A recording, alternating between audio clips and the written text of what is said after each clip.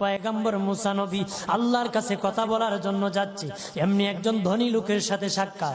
ধনী কয়, মুসা রে, ও মুসা, আমার এত ধন হিসাব রাখতে পারি না, আল্লাহরে জিগাইবানি কি করলে আমার ধন কমবে? মুসা নবী কয়, ঠিক আছে জিগাইব।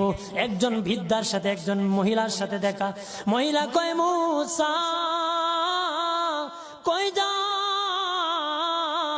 কই যাও রে মুসা? মুসা নবী কয়, তোর পাহাড়ে যাব, আল্লাহর সাথে কথা বল।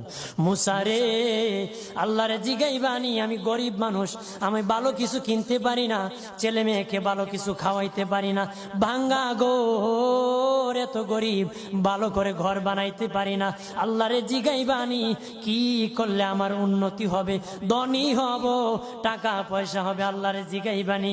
আল্লাহ মুসা নবী কয়, ঠিক আছে, আল্লাহরে জিগাইব, তুমি কেমনে ধনী হইবা? আল্লাহ নবী মুসা নবী তিন রাস্তার মোড়ে যা দেখে একটা লোক বসে আছে, তার দুই হাত নাই, দুই পা নাই, দুই হাত নাই, দুই পা নাই। ওই লোক ডাক দিয়া কয়, মুসা রে, জীবনে কোনোদিন নিজে হাঁটতে পারি নাই, নিজ হাতে খেতে পারি নাই, কেউ খাওয়াইলে খাই, নতুবা উপবাস থাকি, বৃষ্টি আসলে ভিজি, সেখানে আমি আবার শুকাই। ও মুসা, জীবনে কোনো কাজে দুনিয়ার লাগি নাই, আল্লাহরে জিগাইবানি কোন কারণে আমারে বানাইছে? আল্লাহ কয়, জিগাই মনে। মুসা নবী কয়, আল্লাহরে তোর পাহাড়ে মুসা নবী, মুসা ছিল কালিমুল্লাহ, কথা বলার প্রেম ছিল, কথা বলতো, কথা বলার প্রেম ছিল। কথা বলতে বলতে শেষ দিকে আল্লাহ গো, আসার সময় তিনটা লোক আমার কাছে প্রশ্ন করেছে। একজন লোক হলো ধনী, কিভাবে তার ধন কমবে গো? আল্লাহ বলেন, মুসা রে,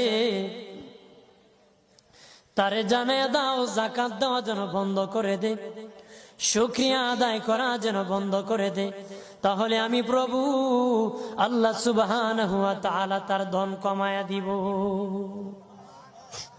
যদি শুকরিয়া আদায় বন্ধ করে, তাহলে ধন আমি কমাই দেব। এরপরে মুসা নবী বলে, ও মালিক, আল্লাহ একজন মহিলা বলেছে তার গরিব মানুষ, গরিবী হালত জানা, যত ইনকাম করে তার একটা ভাঙ্গা ঘর, ভালো ঘর বানাইতে পারে না গো। ও